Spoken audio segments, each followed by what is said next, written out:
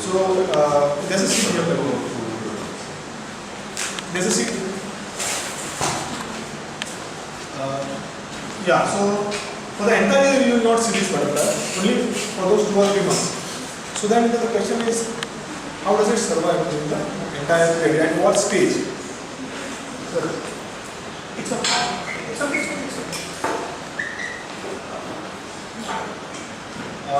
Yeah, so it lays eggs immediately after mating with the adults, and then it survives as a caterpillar for the entire year.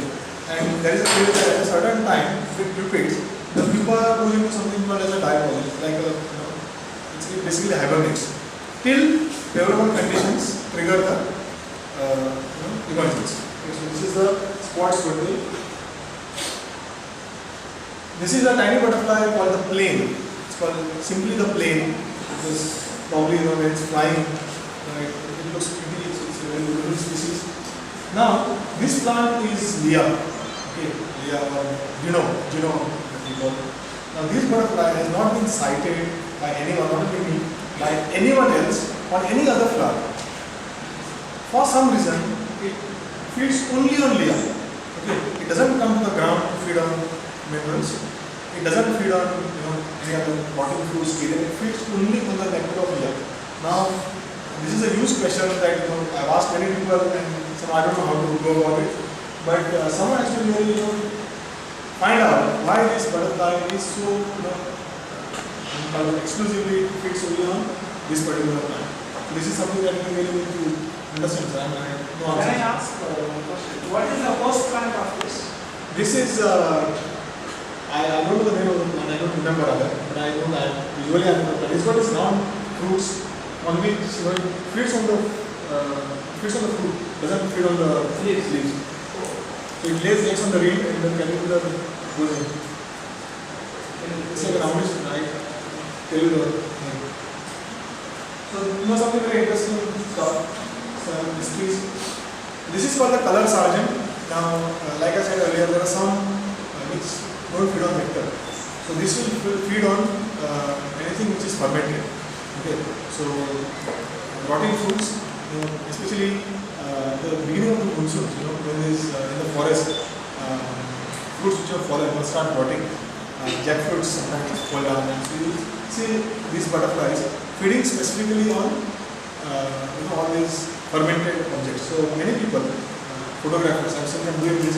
They actually ferment banana, they add some beer into it and keep it overnight for 2 days, and then they will take it to the field to attract butterflies. They will use, that's called as baiting, which is personally for me that's not a right way to look at butterflies, but many people do that. And they use this habits of butterflies to attract them. Many people haven't seen this. People know that there's an egg, there's a caterpillar, there's a pupa and an adult. So very few people have seen this pre-pupal stage. Okay. So this is actually the caterpillar which is getting ready to pupate. Okay. So it is suspended itself, it's attached itself to the twig. It's created a thread. You can see this silken thread, for it to support on that. Slowly now, usually it takes maybe a few minutes sometimes to maybe a couple of hours for it to turn into a pupa. Okay, so this is the pre-pupal stage where people actually get to see this. I've put species here which have raised a lot of questions in our mind, and basically trying to emphasize why field studies are important. This is what we have identified as the dark wanderer. Now we have 2 species of wanderers in the state. One is the common wanderer and the dark wanderer. Now the common wanderer is more of a urban species, I would say, especially a garden species.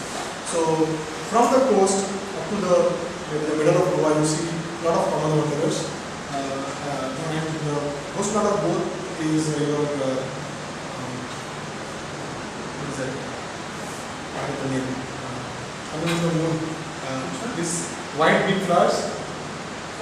Carrier. No, not carrier. It's a wine. Where? Yeah, in the forest. It's a big white flowers. Oh, that is opposite this area. Going after there. Commercial is there. Which one is that? Pneumonia.